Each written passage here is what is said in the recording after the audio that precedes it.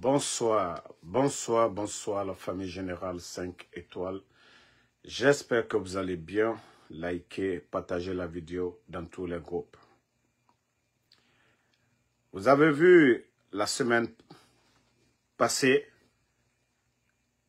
conteneur d'argent à la Banque centrale. Doumbouya a baragué population B. Il a envoyé pour le peuple. Maintenant, c'est pour lui. Conteneur d'argent au palais M5. Oui, l'achat des consciences peuvent commencer. Ah, la Guinée. D'ici, Mamadi va partir. D'ici, il va partir. Il va endetter la Guinée. On vous a prévenu sur ça, mais vous n'avez pas compris. Ceux qui sont là, que non, Mamadi Doumbouya, vous saviez bel et bien, si ce n'est pas à cause de vos intérêts personnels, vous saviez qu'il a échoué sur tous les plans. Et il va continuer à commander de l'argent. Vous avez vu l'argent qu'il a envoyé à la Banque centrale. L'argent qu'ils ont commandé, ils ont envoyé à la Banque centrale. Hey, Mbara Falaobe, même si la Banque mondiale donne 5 milliards de dollars à Mamadi, ça ne va pas résoudre les problèmes guinéens. Parce que tout simplement, le pays est mal géré. Je vous dis, même si la Banque mondiale aujourd'hui décide de donner 5 milliards de dollars au CNRD, ça ne va pas résoudre le problème guinéen. Et déjà, il y avait l'argent. Il y avait l'argent. Qu'est-ce qu'ils ont fait avec? Donc, la Guinée, réveillez-vous. Ceux qui pensent que la journée du 5 septembre, que nous allons... Je crois que je vais bloquer des gens tout de suite là. Voilà. Ceux qui pensent qu'on va banaliser l'affaire du 5 septembre, on ne va pas banaliser.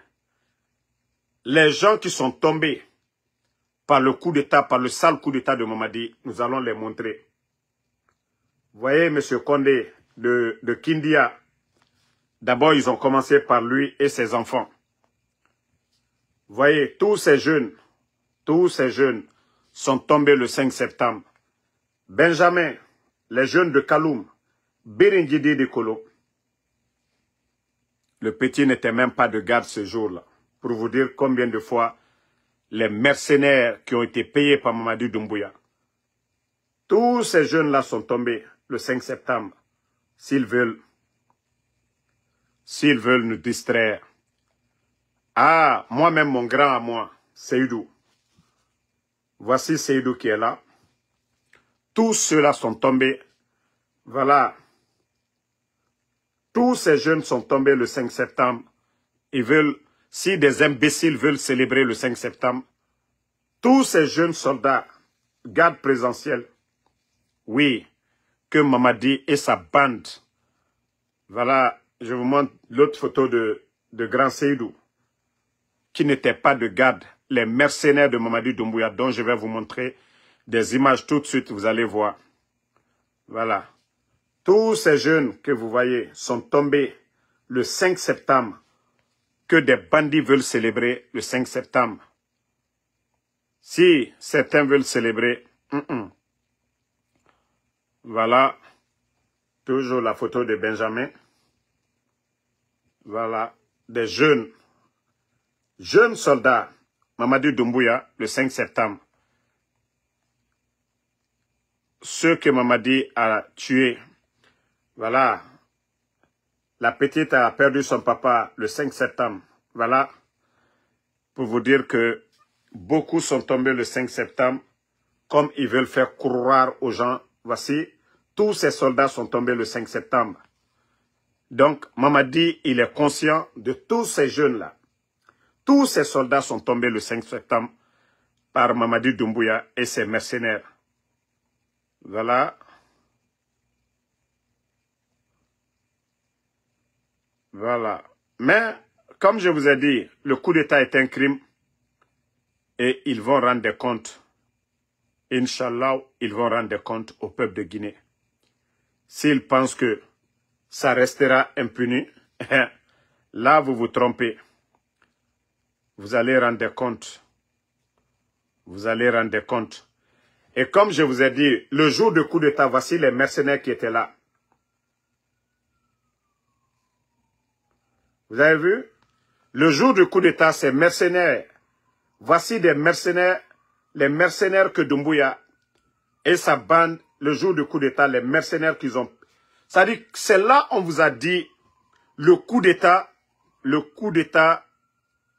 c'était contre la Guinée et non pas, voilà. Attendez.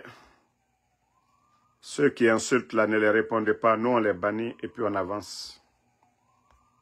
Voilà. On les bannit, on avance. Bon, vous avez vu les mercenaires du 5 septembre. Voilà, les mercenaires. Nous avons les archives. Hein. Les mercenaires du 5 septembre.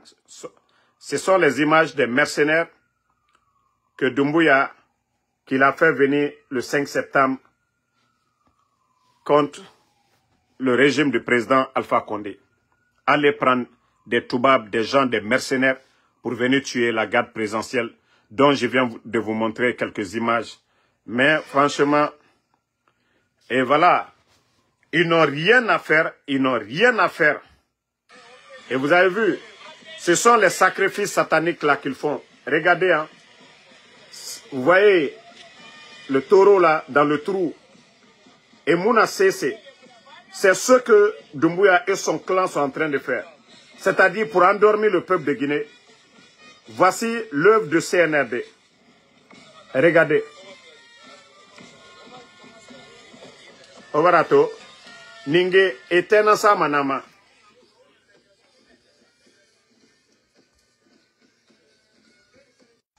Donc, vous avez vu des images. Ils n'ont rien d'autre à faire que d'endormir le peuple de Guinée en faisant ces sacrifices sataniques. Partagez au maximum. Comme je vous ai annoncé, j'ai des invités qui vont venir. Partagez dans tous les groupes. Le 5 septembre, si d'autres ont oublié, nous, on n'a pas oublié. Tous les soldats qui sont tombés. On savait que Mamadi était un menteur. On savait que Mamadi était un manipulateur. Nous savions que Mamadi était au service de la France pour venir piller nos richesses. Nous savions que Mamadi était au service de la France pour venir piller nos richesses. Et voilà, la vérité est devant tout le monde. La vérité est devant tout le monde. Et voilà, laissez-moi vous jouer, c'est-à-dire cette vidéo. Quand je vous dis que tous ceux qui soutiennent Mamadi aujourd'hui, ils le font par intérêt. Voici un imbécile qui avait menti sur Sadiba. Qui sont-ils? Un ancien légionnaire de l'armée française. Donc vous aurez tout compris, vous aurez compris. La sœur fait la demande encore. Voilà malheureusement ce qu'on a toujours refusé qui est arrivé. Oui. La Guinée vivra des moments sombres. Parce que tous les acquis de la Guinée, la Guinée risque de les perdre. Oui, la Guinée risque de perdre tous ses acquis. Ceux qui sont contents parce qu'Alpha Condé est arrêté. Vous êtes encore contents qu'un fils de l'Afrique soit arrêté par l'Occident. Pas par les Africains, mais par l'Occident. Par des personnes envoyées par l'Occident pour arrêter nos présidents. Vous êtes contents? Oui, vous êtes contents. Ce n'est pas un militaire guinéen qui l'a arrêté. C'est un légionnaire français qui a infiltré l'armée guinéenne pour l'arrêter. Vous êtes fiers? On va voir ceux qui vont subir les conséquences de tout ce qui va arriver en Guinée. Ce sera malheureusement le peuple de Guinée. Ceux-là qui n'ont pas compris, ceux-là qui se réjouissent aujourd'hui, c'est eux qui risquent de pleurer bientôt. On a vu le cas de la Libye. Les Libyens ont dansé, beaucoup d'Africains ont dansé quand Kadhafi est tombé. Aujourd'hui, les Libyens auraient souhaité voir Kadhafi revenir pour rediriger le pays. Malheureusement, beaucoup de gens ne comprennent pas le combat. Ils sont contents parce qu'ils pensent que c'est la personne, le président qui est en jeu. C'est l'Afrique qui est en jeu, chers amis. Réveillons-nous. C'est la souveraineté de l'Afrique. Ils sont en train d'installer le chaos dans tous les pays africains, avec la complicité des Africains inconscients. Vous êtes contents qu'ils détruisent vos pays. Vous êtes contents qu'ils envoient des personnes pour attraper, arrêter vos présidents. Vous serez toujours contents de ça jusqu'à quand? Eh oui, moi je ne veux pas vivre les difficultés de la Guinée. J'ai soutenu et j'en suis fier J'ai défendu la souveraineté, j'ai défendu que la Guinée tombe. Oui, j'en suis fier. Je suis fier d'avoir défendu les principes qui sont les nôtres en tant que panafricains. Mais aujourd'hui, c'est triste pour l'Afrique. C'est triste. Si c'était des Guinéens qui s'étaient levés pour arrêter Alpha Condé, j'aurais dit oui, c'est les Guinéens qui l'ont fait. Mais ce n'est pas la Guinée qui l'a fait. C'est un ancien soldat français qui l'a fait. Pour l'intérêt de qui? Vous pensez que c'est pour votre intérêt, vous, peuple de Guinée? Vous pensez qu'il a agi pour votre intérêt? Arrêtez de vous tromper. Je suis désolé, arrêtez de vous tromper. Il n'a pas fait pour votre intérêt. Vous allez bientôt voir. Toute cette richesse de la Guinée dont vous étiez si fiers, vous allez voir comment elle va être exploitée maintenant. Vous allez voir, demandez aux Libyens le pétrole de la Libye, comment ça a fini. Ils disaient que Kadhafi était un dictateur, n'est-ce pas? Aujourd'hui, les Libyens auront tout payé. Ils sont prêts à tout payer pour voir Kadhafi revenir au pouvoir. Mais c'est trop tard. Vous allez voir que va devenir toute cette richesse-là qui existe en Guinée. Vous allez bientôt voir. Et oui, je suis désolé pour nous autres qui nous sommes battus. Qui nous sommes battus pour défendre l'indépendance de ce pays-là. Mais armons-nous de plus de courage, chers amis. Le combat n'est pas terminé. On continuera à défendre l'Afrique au prix de notre vie. Même si beaucoup ne comprennent pas pourquoi on se bat. Bon, vous avez vu ce guignol aujourd'hui qui fait partie de ceux-là qui ont menti sur M. Sadiba, père son âme. Ça, c'était dès le début du coup d'État. Et tout ce qu'il avait dit hier, c'est ce que le peuple de Guinée est en train de vivre aujourd'hui. Nos mines, Simandou, il avait tout dit. Mais à cause de l'argent, ce petit traître, voilà, l'hypocrite là, à cause de l'argent, parce que nous, on nous a tenté aussi par les mêmes méthodes. C'est-à-dire le CNRD, c'est ça. Makosso avait dit la même chose. C'est-à-dire tous ceux qui critiquent la Guinée, le CNRD, ils mettent le paquet. Ils mettent le paquet pour les faire taire, pour que ceux-ci-là viennent de leur côté. Voici ce petit malhonnête, souvent qui sort pour encore défendre. Vous voyez, moi, la vidéo là, heureusement que nous avons retrouvé. Et c'est ce que je vous dis. Si vous remarquez, tous ceux qui ont soutenu le CNRD au départ, 90% sont dessus du CNRD. Si vous prenez le jour du coup d'État, ceux qui sont sortis, voilà, eux, ils avaient cru au discours de Mamadi Doumbouya. Aucun de ces personnes aujourd'hui n'est avec Doumbouya. Ma soeur Aïssatou, faites la demande encore. Voilà. Faites la demande. Attendez une minute. Tous ceux qui ont soutenu au départ, je vous dis, 90% aujourd'hui ne soutiennent pas. Il faut prendre l'UFDG dans son ensemble. Vous prenez UFR, vous prenez les autres partis politiques. Ali Ouba, il est où aujourd'hui? Vous prenez les journalistes, les médias qui ont soutenu. Lamine Girassi, il est où aujourd'hui? Où est les journalistes de films, de Djoma? Donc, c'est pour vous dire, tous ceux qui apportent leur soutien aujourd'hui, c'est que le peuple de Guinée est fatigué, les gens sont fatigués, le CNRD a appauvri les Guinéens, ils ont intimidé les gens, menacé les gens, donc les gens n'ont pas de choix. Tous ceux qui soutiennent Mamadi aujourd'hui, ils n'ont pas de choix. Ils le font malgré eux-mêmes. Sinon, l'UFDG, le poids de l'UFDG est connu. Mais ils sont où aujourd'hui? Ils ne sont pas avec lui. L'UFR, ils ne sont pas avec lui. Faya Minimono, on voit ses critiques. Bien vrai que, voilà, je lui vois comme ça. Mais, à la dernière minute, ce ne sont que des démagogues. Selou Baldé, transition, Manda Mara, lui aussi, il allait pour manger. Baouri est là-bas pour manger. Ousmane Gawal est là-bas pour manger. Tous ceux qui sont là-bas, ils sont là-bas pour manger. Famille, je vous ai dit, Dieu est fort. Hein? Allah subhanahu wa ta'ala, le créateur. Vous avez vu aujourd'hui, la journée, toute la journée, il ne faisait que pleuvoir sur Conakry. Il a plu aujourd'hui sur Conakry. Tout ça parce que c'est-à-dire, ces malhonnêtes-là, mettez les cœurs, ils veulent signaler le live. Ils veulent signaler le live, beaucoup de cœurs. Ces malhonnêtes ont voulu, voilà, marcher sur la mémoire de tous ces soldats de la garde présidentielle tombés le 5 septembre. Mais Dieu sait faire les choses. Ceux qui ont voulu organiser des concerts géants, ceux qui ont voulu organiser des danses partout à Conakry, Allah subhanahu wa ta'ala, le bon Dieu, il a fait tomber la pluie en abondance sur Conakry aujourd'hui. Vous avez vu les voyous sortis? Vous avez vu ces voyous-là sortis? Je vous dis, Dieu, Allah subhanahu wa ta'ala, moi je vous dis, nous attendons la fin du régime de Mamadi Doumbouya. Allah nous prélèvera, kun fayakun, vous allez voir. Mamadi pense que non, c'est fini. Et voilà, nous vous informons, après 2 conteneurs d'argent au niveau de la BCRG, il y a un conteneur d'argent qui a été déposé du côté de la présidence. Imaginez, les 2 conteneurs, selon les estimations, on nous a dit ça fait plus de 1400 milliards, les 2 conteneurs qui ont été déposés du côté de la BCRG. Bon, si on divise par 2, ça fait combien maintenant? Si nous divisons 1700 par 2, donc 1400, ça nous fait 700 milliards. Ce qui veut dire à peu près 700 ou même peut-être 1000 milliards qui se trouvent dans le conteneur qu'ils ont déposé à la présidence. Parce que c'est le moment, tous ceux qui vont venir là-bas, les soutiens là, Mamadi va prendre l'argent dans le conteneur là pour donner à ses soutiens. Imaginez, 1000 milliards, ça fait combien?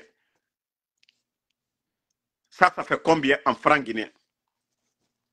À peu près, je crois, je vais dire 100 milliards, plus 100 millions de dollars. 100 millions de dollars.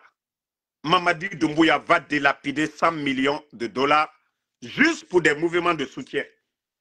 Vous voyez, il est devenu, lui et sa famille aujourd'hui, ils sont devenus des distributeurs automatiques de véhicules. Pourtant, c'est Doumbouya qui disait que le régime d'Alpha Condé, c'était la gabégie. Mais aujourd'hui, après tout ce qu'il a dépensé dans le vide, endetté le pays, aujourd'hui, nous sommes à près de 3 milliards de dollars et il continue encore à faire planche à billets, imprimer des billets pour dévaloriser le franc guinéen. Ah, la Guinée, Mbaradji Falaoube. Attendez, je crois que la sœur est là. Bon, je ne sais pas si c'est ta position. Parce que je vous ai dit, Mamadi Doumbouya n'est pas la solution. Voilà, heureusement. Maintenant, je vais vous montrer une image. Bonsoir. Bonsoir, Benito. Bonsoir, Damaro. Comment tu vas? Ça va, alhamdoulilah. Ok, partagez un peu le temps de donner la parole à notre sœur. Vous avez vu, je vais vous montrer une voiture. Vous savez tous les pick-up là, Toyota. Vous savez tous les prix de ces Toyota ici. Voilà. Ça encore, ce Toyota, c'est un don de la maman de Doumbouya, Adja Manjoura. Adja Manjoura avec elle, entreprise bien avant l'arrivée de son enfant. Donc, pour vous dire que Doumbouya, la famille Doumbouya aujourd'hui, après sa sœur Aïcha, on avait tous vu, elle aussi, elle avait donné une voiture du côté de Cancan. Donc, la famille de Doumbouya aujourd'hui nage dans l'argent des Guinéens. Donc, je vous ai dit, Doumbouya n'est pas la solution. Et voilà, ça c'est un don de la maman de Doumbouya. Et peuple de Guinée, réveillez-vous. Mamadi n'est pas la solution. Il ne sera jamais la solution. Et tant que nous sommes avec lui, nous sommes recolonisés. Et les Français ont la même mise aujourd'hui sur nos richesses. Et voilà comment se fait que des pays en guerre comme le Burkina, nous voyons la croissance dans ces pays, nous voyons le développement dans ces pays, et nous voyons que le Burkina aujourd'hui ne vient pas s'endetter auprès des institutions financières. Donc c'est pour dire que Mamadi, c'est la mauvaise gestion, c'est la gabegie, voilà, c'est l'incompétence. Bonsoir ma soeur, voilà, c'est notre invité. Nous allons parler de, voilà, des événements de demain. Et voilà, vous avez la parole. Bonsoir Damaro, merci encore pour l'invitation, merci pour tout ce que tu fais encore une fois pour la Guinée, les Guinéens surtout, parce que tu sais comme je le dis souvent, sans toi, sans Benito et tous ces gens qui sont sur les réseaux sociaux, aujourd'hui, la Guinée, les Guinéens surtout qui sont à l'étranger, ou bien même les Guinéens qui sont à l'intérieur du pays, n'allaient pas avoir, en tout cas, au courant de ce qui se passe dans notre pays, malheureusement, parce que les médias, comme tu l'as si bien mentionné, les médias sont complètement verrouillés.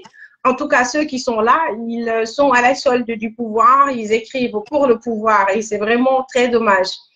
Et tu sais, tu as parlé tout à l'heure là c'est-à-dire de Mamadi comme étant un pion de la France-Afrique. Tu sais, moi j'ai été la première à dénoncer, c'est-à-dire à lancer un appel à l'endroit de l'opposition d'être très prudente, d'être vigilante et tout par rapport à Mamadi lorsqu'il a fait son coup d'État. Les gens peuvent faire les recherches, ils peuvent retrouver mes articles.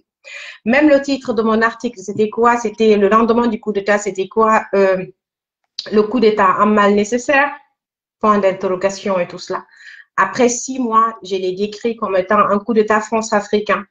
Mais les gens, à ce moment, tu vois, les gens étaient encore, je veux dire, dans l'euphorie, les gens croyaient à ce qu'ils voyaient et tout. Bon, les gens ne cherchaient pas à faire des analyses approfondies et tout. Il a fallu que le journaliste, en fait, français, Thomas Dietrich, commence à parler de l'implication de la France dans ce coup d'État-là pour que les gens commencent vraiment à s'intéresser maintenant à ce que c'est que, c'est-à-dire quel est le rôle de l'État français dans ce coup d'État et puis dans le pouvoir, enfin, avec quelle est son implication, quelle est son influence sur l'agence militaire actuellement. Et c'est très dommage et tout. Je dirais pas que c'est déjà trop tard parce qu'entre-temps, Mamadi a eu le temps c'est-à-dire de s'installer.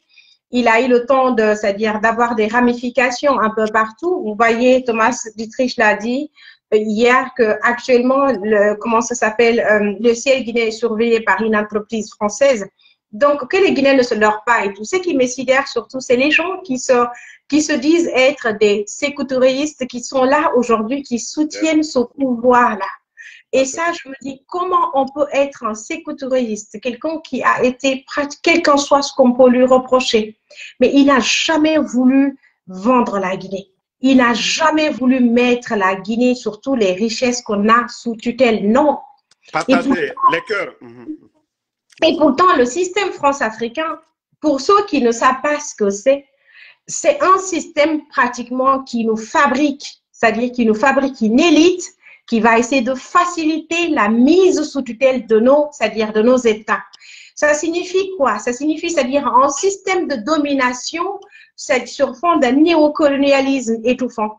Et c'est ce que nous vivons aujourd'hui. Donc, les autres États, par exemple, la Guinée a la chance, en 58, de dire non aux accords de coopération, parce que ce sont les accords de coopération signés par les États membres, disons, de la zone CFA, qui essayent naturellement c'est-à-dire de perpétuer ce système néocolonial-là, à l'exemple, à l'image de la Côte d'Ivoire, du Sénégal, mais la Guinée avait dit non. La Guinée n'a pas voulu cela, c'est pourquoi nous, on a notre propre monnaie, on a notre banque centrale. Mais sauf que, vous voyez, à l'allure où vont les choses, bien évidemment, s'ils ne peuvent pas pour le moment essayer de supprimer le franc guinéen, ils peuvent revenir parce que sous d'autres formes, avec des mécanismes, c'est-à-dire des mécanismes qui sont clairs et nets, notamment, c'est-à-dire quand la France vient, elle revient en Guinée de façon subtile et silencieuse. Ça signifie quoi? De façon asymétrique. Elle est présente, elle essaye d'avoir accès à nos ressources, elle essaye de contrôler l'élite, elle essaye de contrôler l'armée. Et ce qui est plus encore alarmant dans le cas de la Guinée, c'est que malheureusement, avec le système France-africain, beaucoup parmi les opposants aussi sont des adeptes du France, c'est-à-dire du système France-Afrique, alors que c'est un système criminel, c'est un système d'asservissement, c'est un système de domination de nos États, c'est un système qui est opposé à l'Afrique des libertés. Alors, c'est ce que je disais hier c'est-à-dire dans le panel de Tidiane Lapuissance, je dis, tant que les opposants qui ont la possibilité de monter sur, comment ça s'appelle, de parler sur les médias mainstream occidentaux n'arrivent pas réellement à dénoncer l'implication directe de la France dans la situation, c'est-à-dire dans la situation actuelle de notre pays, les lignes ne vont pas bouger rapidement comme ça se doit. Et vous voyez déjà de l'autre côté, qu'est-ce qui a fait que les Sonko sont venus au pouvoir? Parce qu'ils ont pointé du doigt c'est qu'ils n'allaient pas dans leur pays, c'est-à-dire l'implication de la France et surtout la mise sous tutelle du Sénégal avec ce système France-africain. Même si malheureusement aujourd'hui, c'est-à-dire ils n'arrivent pas encore à couper le cordon ombilical, comme le disait le président Alpha Condé à Abidjan, avec comment ça s'appelle, avec la France, c'est clair, les relations sont encore là, c'est timide et tout cela. Et il faut aussi que les gens comprennent, nous qui dénonçons la France-Afrique, on ne dit pas qu'on ne veut pas coopérer avec l'État français. Nous voulons coopérer avec l'État français, nous voulons coopérer naturellement avec l'État allemand par exemple, mais nous voulons coopérer avec tous ces États-là en essayant de protéger l'intérêt de nos États, l'intérêt de nos peuples. Vous voyez comment le monde est en train d'évoluer aujourd'hui, mais quelle est la place de l'Afrique dans tout cela? Vous avez vu la conférence qu'il y a eu récemment en Chine, ces jours-là, où il y avait la Russie, il y avait la Corée du Nord, il y avait toutes ces puissances-là, toutes ces grandes puissances du Sud, tu vois, qui n'ont rien à voir pratiquement avec l'Afrique. Mais ils ont été, la plupart ont été aussi colonisés, mais ils se sont trouvés leur chemin. Ils ont essayé de se frayer un chemin dans ce monde-là où pratiquement, comme l'a dit Macron, les gens, ils sont tous des carnivores. Et pour aussi être puissant et respecté, il faut apprendre à être aussi ce carnivore-là. Et mieux, les Africains, surtout la Guinée, doivent comprendre, quand tu as les richesses, lorsque tu as les ressources minières et énergétiques, c'est que tu dois dicter normalement les règles du jeu. La Russie l'a prouvé ces dernières années-là. Donc, et quand on a les ressources minières et énergétiques, on dicte les règles du jeu. Mais malheureusement, lorsqu'on nous impose comment ça s'appelle, un monsieur comme Mamadi Doumbouya qui malheureusement souffre d'une déficience intellectuelle et morale parce qu'il n'a pas cette capacité intellectuelle-là de gérer la Guinée. Il faut qu'on se dise la vérité. Alors, c'est pourquoi je me dis le grand problème qu'on a dans notre pays, c'est cette élite-là. Cette élite qui est partie à l'école, cette élite qui a fait des grandes écoles, des grandes études à l'étranger, qui vient quand même, qui accepte d'être c'est-à-dire sous les dictats de quelqu'un qui n'a pas les capacités intellectuelles, les capacités morales de gérer un État. Mamadi Doumbouya pratiquement n'est pas apte à gérer la Guinée. On voit déjà ce qui se passe parce que la Guinée, on ne peut pas gérer un État que de surface. On ne peut pas aussi essayer de ramener la Guinée avec tous les sacrifices que nos dévanciers ont fait. Ramener la Guinée encore en arrière, c'est-à-dire ramener la Guinée dans le giron de la France-Afrique, c'est étouffer la Guinée. C'est étouffer la Guinée carrément, c'est de nous priver de nos libertés, c'est de nous priver pratiquement d'un développement soutenu, d'un développement calqué de nos réalités.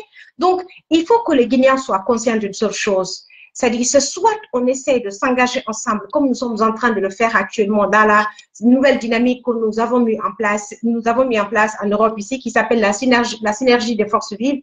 Et je vous dis déjà, moi, je ne suis pas chez moi. Je suis déjà pratiquement en route pour Berlin pour essayer de manifester devant l'ambassade de Guinée à Berlin. Parce que c'est important qu'on manifeste et tout, c'est important qu'on fasse comprendre à la communauté internationale que la Guinée ne va pas bien. Nous ne sommes pas d'accord avec l'allure que cette junte-là est en train de prendre depuis maintenant 4 ans. Ça fait 4 ans qu'ils sont là. Ils ont prêté serment. Mamadi a prêté serment. Il nous a promis qu'il allait faciliter le retour à l'ordre constitutionnel. Il ne l'a pas fait. Il est là aujourd'hui, ça dit personne n'ose dire ce que Mamadi, ça dit quand tu penses contrairement au CNRD, c'est que tu disparais, on t'enlève. Déjà hier, ils ont enlevé combien de jeunes, ça dit combien de jeunes militants au sein de, ça dit qui sont membres influents du FNDC ou encore de l'UFDG qu'ils ont arrêté. Ça signifie qu'ils sont en guerre contre la Guinée des libertés, c'est comme ça je veux dire. Ils sont en guerre contre la Guinée des libertés, ils sont en guerre contre les médias, ils sont en guerre contre toutes les personnes qui ne veulent pas se soumettre, pratiquement à leur pouvoir france-africain étouffant. Un pouvoir qui est excessif. C'est-à-dire un pouvoir qui ne nous défend pas, un pouvoir qui ne nous ressemble pas, un pouvoir qui ne nous rassemble pas, un pouvoir qui nous oppose plutôt, un pouvoir qui fait de nos différenciations ethnicistes un problème, alors que normalement, de nos différenciations ethnicistes devraient naître notre force de façon impérative pour qu'on puisse aller de l'avant. Mais de toutes les façons, il est une fabrique de la France-Afrique, il est une fabrique de l'armée française, donc il est là pour moi c'est un satrape, il est là c'est pour rendre, comment ça s'appelle, service aux Français, il est là c'est il rend compte aux Français, il ne rend pas compte aux Guinéens. Donc si la preuve en est que vous avez vu le discours de Molsanda Kouyaté à Bruxelles ces derniers jours-là, vous avez vu les vidéos qui circulent, vous avez vu ce que Molsanda Kouyaté a dit, et effectivement, malheureusement, vous savez ce qui se passe actuellement en Allemagne. Hier déjà, le vol charter qui était prévu a bougé. Nous avons eu les informations nécessaires aujourd'hui parce qu'il y a encore des personnes qui sont en prison à la maison d'arrêt de Burn pour fin d'expulsion. Ces jeunes-là qu'on a eu au téléphone, ils nous ont confirmé qu'effectivement, l'avion a bel et bien décollé hier. On a déporté les Guinéens. Donc, vous pensez que ça, quand Mossana Kouyaté part s'asseoir devant, c'est-à-dire l'Union européenne, il leur dit qu'il est prêt à venir vous chercher. Vous pensez qu'il est en train de rigoler? Il n'est pas en train de rigoler. Vous pensez que ce pouvoir-là, c'est un pouvoir qui est là pour défendre vos intérêts, jeunesse guinéenne? Ce pouvoir qui vous étouffe, ce pouvoir qui vous livre à l'immigration mortelle, ce pouvoir qui vous livre à la pauvreté, c'est-à-dire au chômage endémique. Vous pensez que ce pouvoir-là, il est là pour vous? Ce pouvoir n'a jamais été là pour vous. Ce pouvoir est là, c'est pour plutôt essayer de protéger l'intérêt de ces puissances néocolonialistes, de protéger l'intérêt et surtout de l'État français. Voilà la preuve aujourd'hui. Et c'est pas fini. Il y en a d'autres qui restent, qui sont encore dans la maison d'arrêt de Burn. Et c'est pas fini. Il y a d'autres qui, sa délégation d'expulsion est là en Allemagne. Sa délégation d'expulsion est là actuellement en Allemagne. Elle est revenue. Elle a commencé les identifications depuis le 1er septembre. Beaucoup parmi vous aujourd'hui ont fui. Beaucoup parmi vous ont cherché à se cacher. Beaucoup parmi vous sont inquiets. Beaucoup parmi vous ne dorment pas dans leur maison. Pour quelle raison? Parce que tout simplement, il y a un petit clan, il y a un petit facho, c'est-à-dire qui est là, qui décide en fait que vous n'avez pas droit au développement. Non seulement chez vous, vous n'avez pas droit au développement, mais en dehors de la Guinée aussi, vous n'avez pas droit au développement. Ils viendront vous chercher. Et c'est là, nous qui sommes là, on assiste ces jeunes-là. Quand ils nous appellent, c'est les jeunes qui parlent Soussou, c'est les jeunes qui parlent Maliki, c'est les jeunes qui parlent Kissi, qui parlent Guerze, qui parlent Poulard. C'est là que vous vous rendez compte que, c'est-à-dire ces gens-là, ils ne se soucient pas de votre devenir. Ce n'est pas une question d'ethnie, c'est une question de clan. Parce que dans ce clan qui nous gouverne aujourd'hui, il y a tout le monde dedans. Ce n'est pas leur problème. Aujourd'hui, vous voyez, ceux qu'on a rapatriés là, ils ont rapatrié combien de personnes? Vous pensez que ces gens-là, ils ont trié? Vous pensez qu'ils ont dit, toi, tu es Peul, toi, tu es Soussou, toi, tu dois rentrer, les autres vont rester? Ils ne peuvent pas. Ils ne peuvent pas, parce que c'est un pouvoir qui tend la main. C'est un pouvoir, c'est des mendiants qu'on a ici. C'est des mendiants qui nous gouvernent. C'est des gens qui sont ambivalents, ils tendent la main, ils attendent l'avis de l'extérieur lorsqu'un pouvoir, un État, une nation, après 66 ans d'indépendance, attend toujours dans la jouissance l'avis de l'extérieur. Comment vous voulez que ces gens-là vous protègent?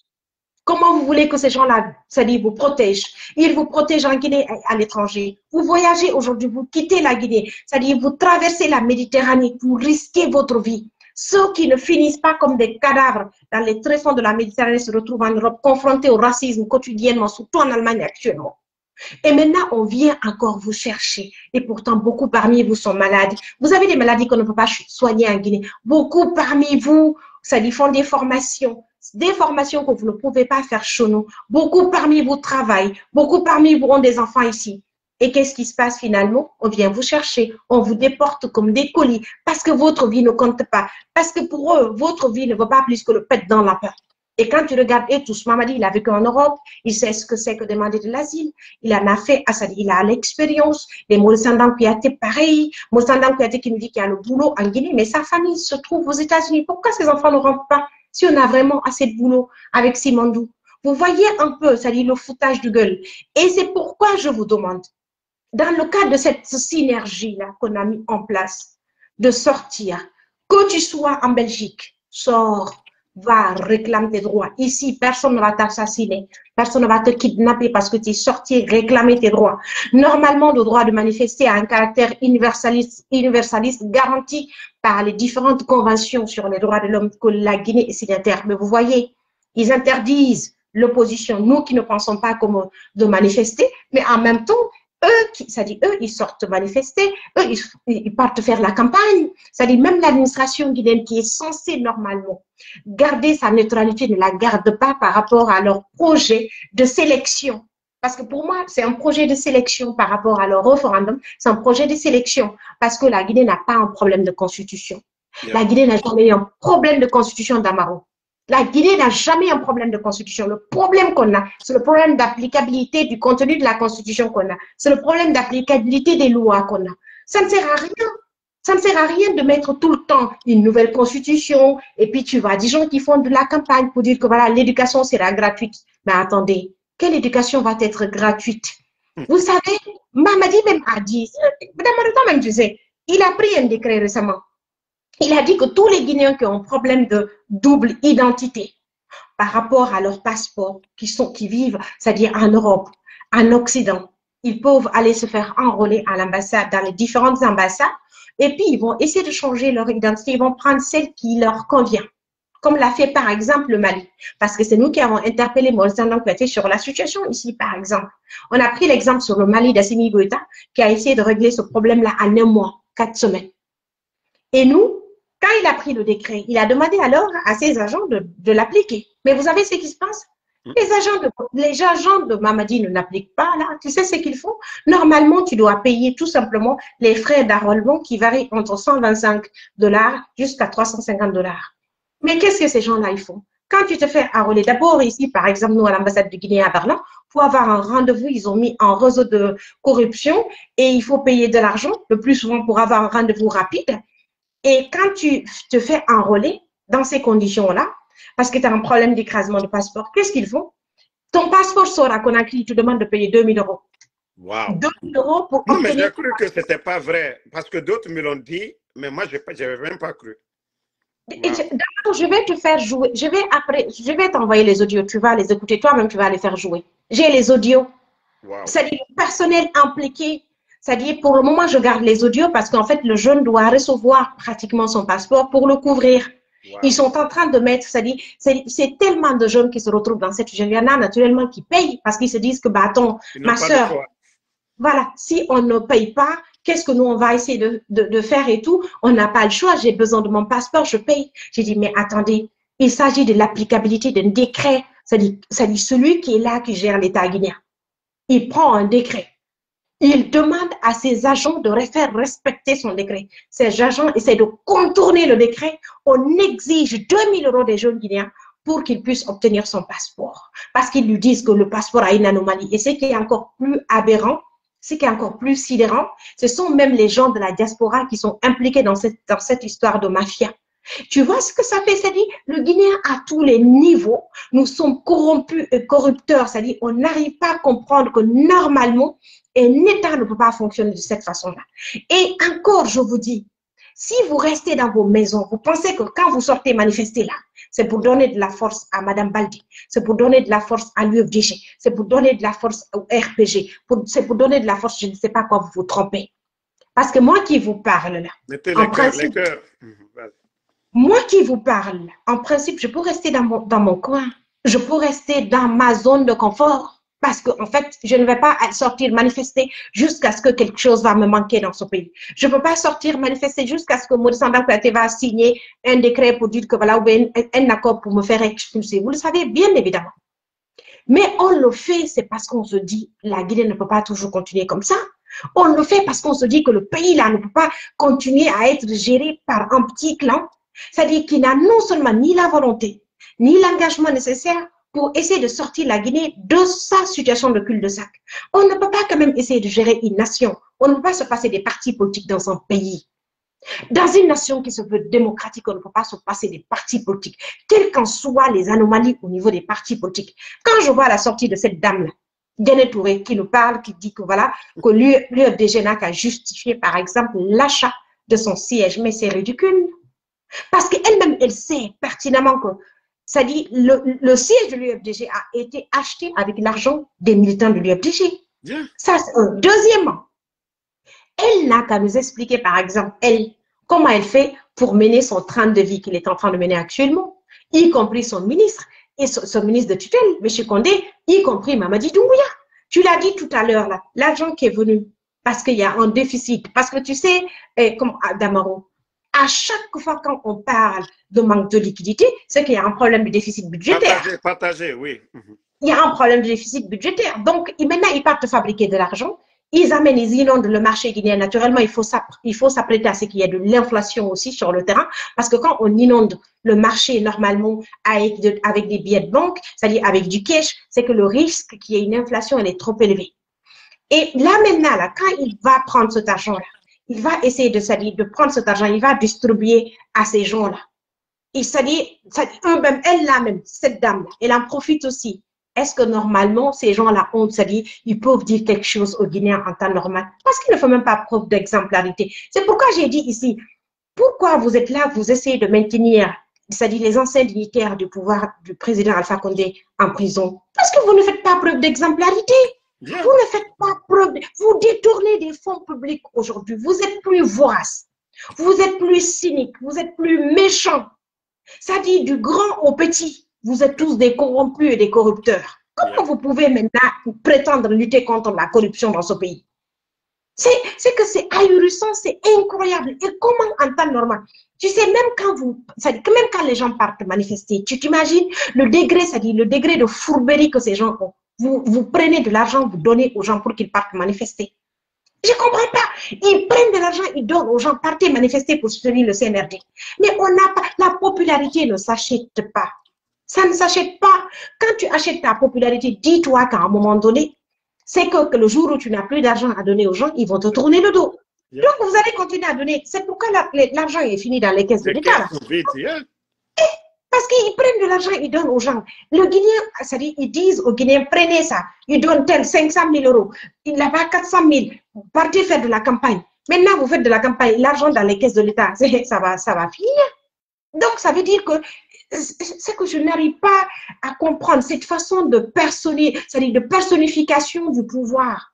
Cette façon de gérer l'État guinéen, c'est comme si c'était une entreprise familiale, c'est comme si c'était un petit clan qui se retrouve, un petit clan entre copains, qui se retrouve, qui se dit, écoute, chacun d'entre nous doit avoir sa part et tout. Tellement que l'État guinéen est devenu, je te jure, une sorte de, c'est-à-dire une sorte de fromage. Ils ont transformé l'État guinéen en une sorte de fromage parce qu'ils sont tous des râteliers. Chaque rat veut avoir sa part de fromage et c'est très dommage. Je te promets. Un conteneur d'argent a été déposé ce soir aujourd'hui à la présidence. Pourquoi? Non, mais je te dis, mais c'est parce que la Guinée est devenue, c'est-à-dire l'État guinéen est devenu une sorte de fromage pour eux. Donc, comme ce sont des râteliers, chaque rat doit avoir sa part de fromage. Et si vous, maintenant, en tant que Guinéen, vous pensez que vous n'êtes pas prêt à sortir demain à Berlin pour manifester devant l'ambassade de Guinée à Berlin, pour essayer de leur faire comprendre, et puis surtout faire comprendre à l'État allemand que ça ne va pas chez nous en Guinée, qu'on ne peut pas nous expulser de façon aussi humiliante, de façon aussi déshumanisante, et puis sur fond de corruption. Parce que, et puis ce qui est encore plus grave, Damaro, la Sierra Leone est signataire aussi d'un tel accord d'expulsion. Mais tu sais ce que la Sierra Leone fait? La Sierra Leone identifie ses compatriotes dans les locaux de l'ambassade de la Sierra Leone à Berlin. Mais nous, on se vante depuis 58 qu'on est souverainiste, qu'on est panafricaniste, qu'on est indépendant, mais on nous envoie une délégation ici pour aller s'asseoir dans les locaux, c'est-à-dire de l'Office de l'immigration allemande, pour convoquer nos citoyens guinéens.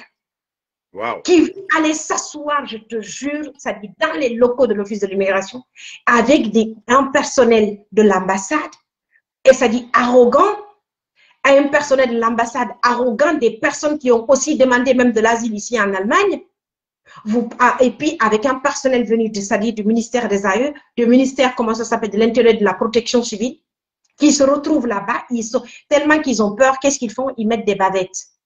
Ils se cachent le visage. Ils se cachent le visage. Dans l'Office de l'immigration. Et puis, le personnel de l'ambassade, ils ont une consul ici qui est là-bas, qui participe, qui parle, qui s'assoit aussi, c'est-à-dire qui est là, qui essaie de convaincre les gens. Non, ça, comment ça s'appelle? Parler, on est venu, c'est pour vous accompagner. Vous êtes venu, c'est pour les accompagner. C'est pourquoi vous avez rapatrié hier combien de personnes? C'est incroyable, en fait. C'est triste. J'aurais bien compris que s'ils faisaient ça même dans les locaux de l'ambassade de Guinée à Berlin, mais faire cela dans les locaux, c'est-à-dire faire cela dans les locaux de l'Office de l'immigration. C'est comme si l'État guinéen n'a pas d'ambassade à Berlin. C'est comme si l'État guinéen, alors que cette ambassade elle est plus ancienne que Mamadi. Yeah. La Guinée a une coopération avec l'Allemagne, une coopération solide depuis son indépendance avec les deux Allemagnes, avant la réunification. Donc, depuis 1958, pratiquement, la Guinée a une coopération avec les deux Allemagnes, jusqu'à la date de la réunification en 1989. Et donc, même leur ambassade qui était là, l'ambassade comment ça s'appelle, de Guinée à Bonn, c'était une ambassade qui appartient à l'État guinéen. Il avait acheté. C'est pour vous dire, donc Mamadi, ces relations qui existent là entre l'État allemand et l'État guinéen, c'est des relations qui sont plus anciennes que vous.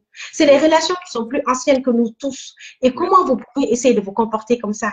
Le Guinée était respecté partout avant, mais aujourd'hui, on ne peut pas nous respecter parce que malheureusement, la France nous a fabriqué un ancien légionnaire pour venir lui dire, écoute, on a besoin de récupérer ce qui nous a appartenu parce que la Guinée, pour les Français, c'est des propriétés privées.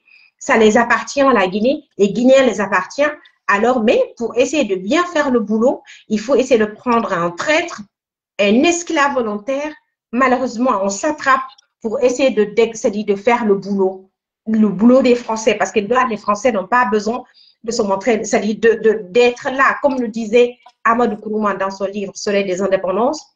Les Noirs qui sont là, qui nous gouvernent après l'indépendance, des indépendances confisquées, la seule différence entre eux et les colons, c'est la couleur de peau. Rien n'a changé pour nous, malheureusement. Et on a cru que pour la Guinée, beaucoup de choses avaient changé. Mais apparemment, nous revenons à la case de départ. Et c'est très triste pour nous. Donc, sortez manifester le 6, ça c'est demain. Demain, vous sortez manifester à Bruxelles, vous sortez manifester à Paris, vous sortez manifester à Berlin, vous sortez manifester à Montréal. Il y va de notre intérêt, il y va, c'est-à-dire de notre intérêt en tant que peuple. Parce qu'ils ne peuvent pas vous interdire en Guinée là-bas de manifester. Ils viennent vous chercher en Allemagne ici comme des colis. Morsana Kouyaté a donné le ton. Il a dit à l'Union européenne qu'ils vont venir vous chercher. Ils n'ont aucun problème avec. Ils ont du boulot pour vous à Simandou là-bas. Alors, apprêtez-vous. Si vous ne sortez pas pour essayer de vous défendre, pour essayer de vous protéger, parce qu'ici, personne ne va tirer sur vous, vous assassiner parce que vous êtes sortis manifester. Personne ne va le faire. Donc, vous avez peur de quoi, Guinéens de l'étranger? Vous avez peur de quoi? Et puis, comment on peut aussi être débile? Toi, tu as quitté ton pays parce que ça ne va pas. Tu viens en Europe, tu demandes de l'asile. C'est toi qui t'assois ici pour supporter un pouvoir en Guinée là-bas. Je ne vous comprends pas. C'est que c'est, je ne sais pas, d'abord aussi, tu as des questions à poser. Je ne veux pas que ce soit un monologue. Vous savez, C'est clair. vous vous rappelez, voilà, je vais vous faire écouter Moursanda. En Guinée, nous l'avons dit à tous les diplomates. La réciprocité, 100%. Bravo. 100%.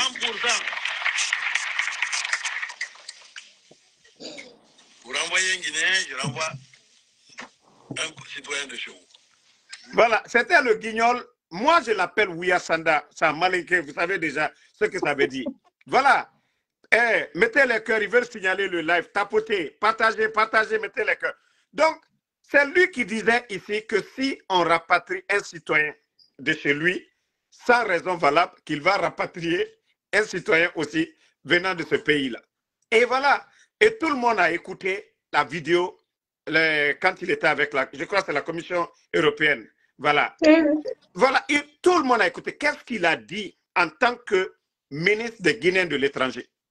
Qu'est-ce qu'il a dit pour les protéger? Qu'est-ce qu'il a dit dans le discours là? Les Guinéens peuvent se sentir en sécurité. Moi, je vous ai suivi depuis longtemps. Vous vous battez plus que même l'ambassade. Vous avez fait des annonces depuis fort longtemps.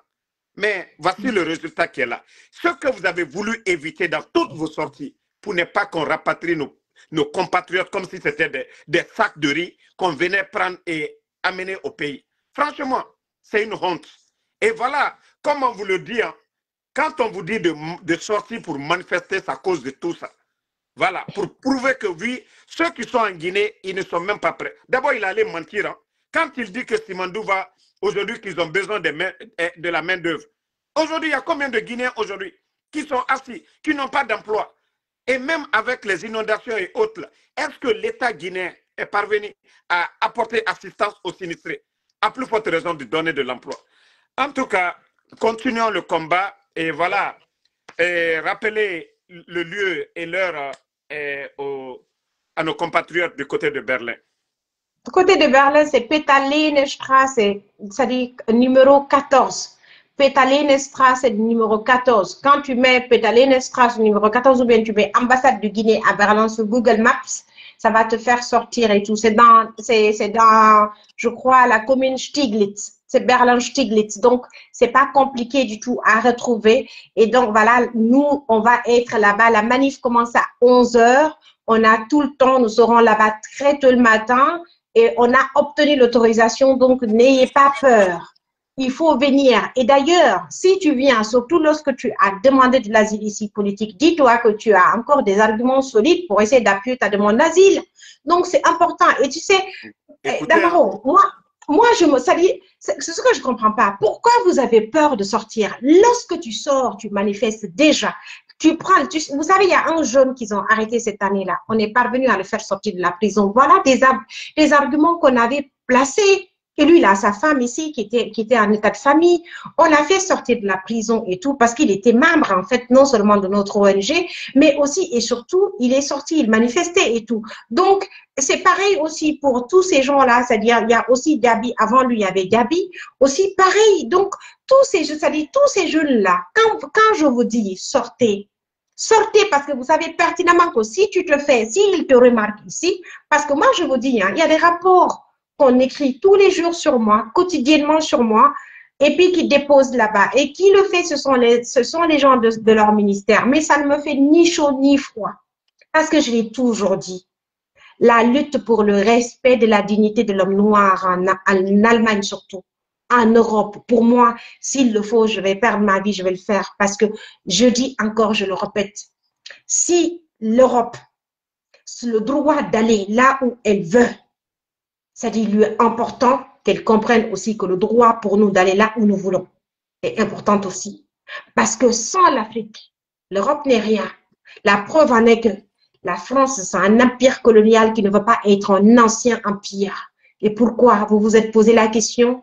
Pourquoi, en fait, si l'Angleterre a osé quitter l'Afrique sous silence, sans faire de bruit, et pourtant l'Angleterre a eu beaucoup plus de colonies que la France en Afrique, pourquoi la France n'arrive pas à le faire? Parce que la France ne peut pas se passer de nos ressources minières et énergétiques. Vous comprenez bien ce que je veux dire?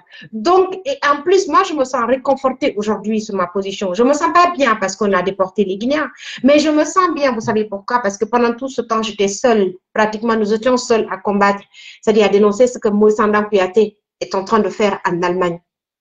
Mais Dieu, avec nos prières, le monde entier a découvert le vrai visage de Maurice Kouyaté, le vrai visage, c'est-à-dire du ministre des AE, le vrai visage de la diplomatie guinéenne.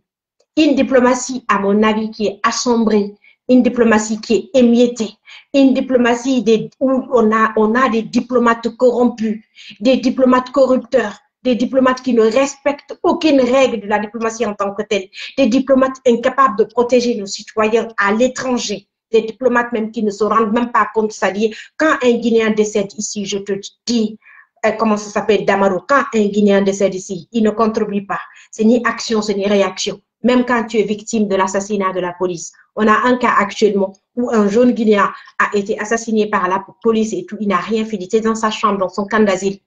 Finalement, on les a informés. Le ministre des AE, M. Maurice Kouyaté, personnellement, je l'ai informé parce que j'ai son téléphone WhatsApp. Je l'ai informé personnellement. Je lui ai dit, mais ne serait-ce que déplacer, on a rapatrié le corps en Guinée, ne serait-ce que vous déplacer, aller rendre visite, aller dire des salam alek à la famille de ce jeune homme-là, à l'INSA là-bas, il faut le faire. Ils ne l'ont pas fait. C'était ni action ni réaction. Et nous accompagner aussi pour porter plainte contre ce jeune, c'est-à-dire pour essayer de soutenir notre plainte. Ils ne l'ont pas fait. Wow. Finalement, ça fait 2 ans on se bat. Nous, en tant qu'ONG, avec des avocats, avec la famille du jeune en Guinée là-bas, on se bat finalement. Les policiers impliqués dans ce dossier seront jugés. Et avant cela, il y a une autre du nom de Dramé qui a été aussi assassiné. Lui, il est sénégalais. Mais vous savez ce que l'État sénégalais a fait? L'État sénégalais était là du côté des avocats. L'État sénégalais était là même le jour du procès. Il était, les ambassades, ils étaient toujours là. Mais nous, c'est ni action ni réaction. Et quand tu parles, ces gens-là, même que ça dit, ici, on a des cas même où on a des Guinéens.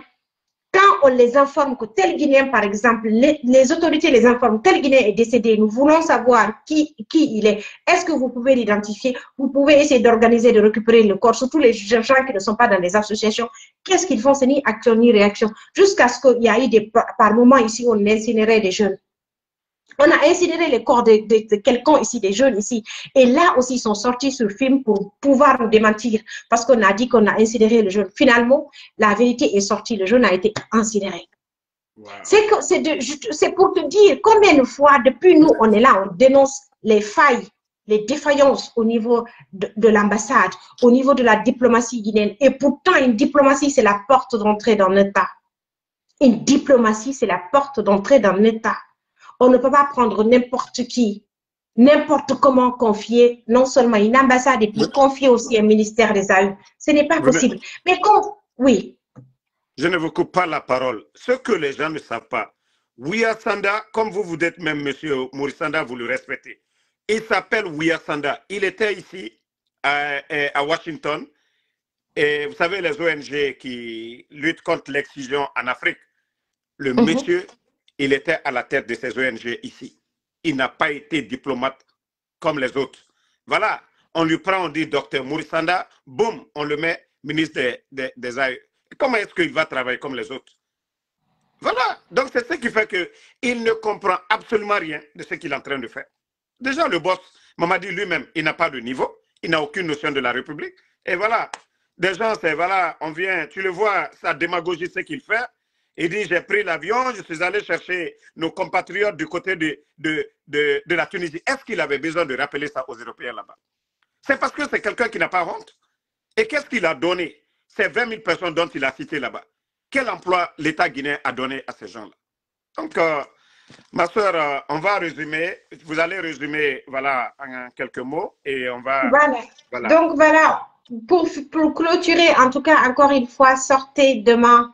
Ce n'est pas que seulement qu'à Berlin, sur la Petelinenstraße, devant l'ambassade du Guinée à Berlin, c'est un peu partout, c'est-à-dire demain à Paris, demain aussi à Bruxelles et demain à Montréal. Donc, sortez, c'est pour nous. Si on empêche les Guinéens de manifester en Guinée, nous, on ne nous empêche pas de manifester ici. On ne manifeste pas parce qu'on a la haine contre quelqu'un.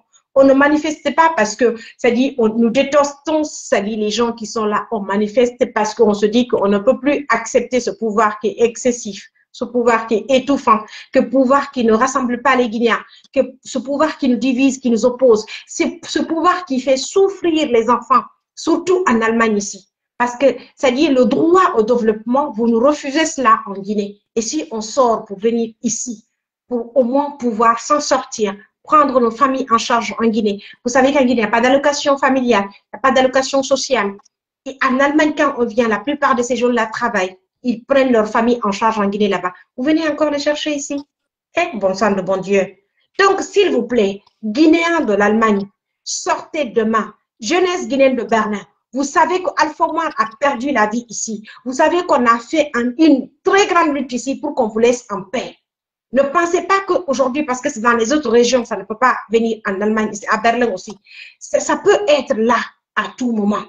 Donc, sortez demain massivement. Moi, je serai là déjà à la première heure, Inch'Allah.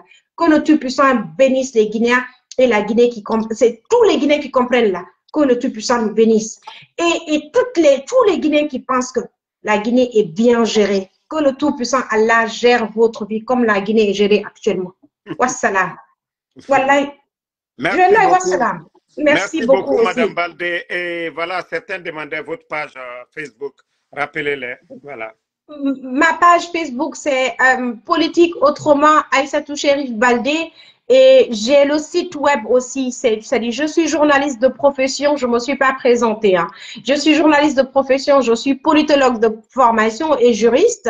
Donc, j'ai étudié à l'université de Hambourg, c'est-à-dire les sciences politiques et le journalisme. Et j'ai un site web sur lequel j'écris, je parle de la géopolitique, je parle, en tout cas, nous, on critique parce que notre site n'est pas hébergé à Conakry. Ça s'appelle www.africanpanorama.com.